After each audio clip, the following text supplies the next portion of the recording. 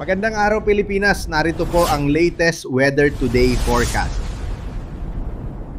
Magiging maulan at malamig ang kondisyon ng panahon sa malaking bahagi ng Northern Luzon sa araw na ito dahil muling umiiral po doon ang amihan o northeast monsoon.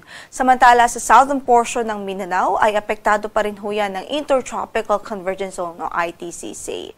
Ito pong dalawang weather system na ito, ang ITCZ at ang northeast monsoon, kasama na ang localized thunderstorms ay ang mga weather systems na pwede pong magdulot ng mga pag-ulan sa araw na ito sa malaking bahagi ng ating bansa. Yung mga localized thunderstorms, pwede po yung magdulot ng mga dagliang pagbuhos ng ulan anytime of the day sa natitirang bahagi pa ng ating bansa. Samantala, update naman dito sa LPA na minomonitor po natin malapit sa ating area of responsibility. Huling nakita yan sa layong 1,210 kilometers silangan huyan ng southeastern Luzon.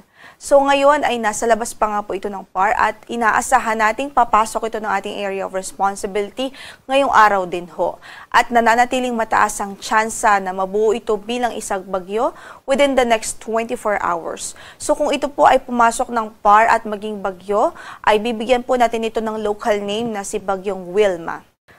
Sa ating initial na datos at analysis, nananatiling mataas po yung tsansa ng landfall scenario o mataas ang tsansa na mag-landfall po ito dito sa Eastern Visayas o kaya naman sa Caraga region by Saturday or Sunday. So ibig sabihin, inaasahan nating makakaapekto itong weather system na ito sa malaking bahagi ng Visayas at ilang bahagi ng Mindanao, especially ho by weekend.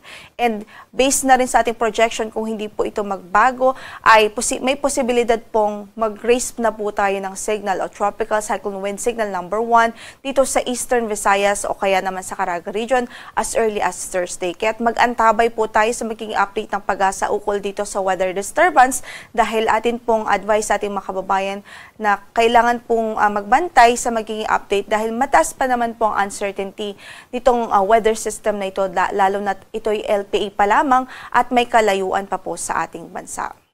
So sa pagtaya po ng ating panahon, magiging maulan ang ating papawirin at mataas po yung tsansa ng mga pag-ulan nga na panahon dito sa Ilocos Norte, sa Apayao, maging sa Cagayan Valley Region, halos buong Cagayan Valley Region kasama na ang Kalinga, Apayao at Aurora Province. Yan po ay epekto ng Northeast Monsoon o amihan. Sa natitirang bahagi naman ng Northern Luzon at natitirang bahagi ng Central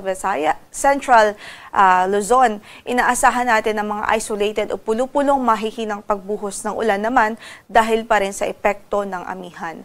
Para dito sa Metro Manila at natitirang bahagi ng ating bansa, maaliwalas naman na panahon ang inaasahan natin sa maghapon pero hindi pa rin natin inaalis ang tsansa po ng mga paminsan-minsan at mga isolated na pagbuhos ng ulan dahil sa mga localized thunderstorms.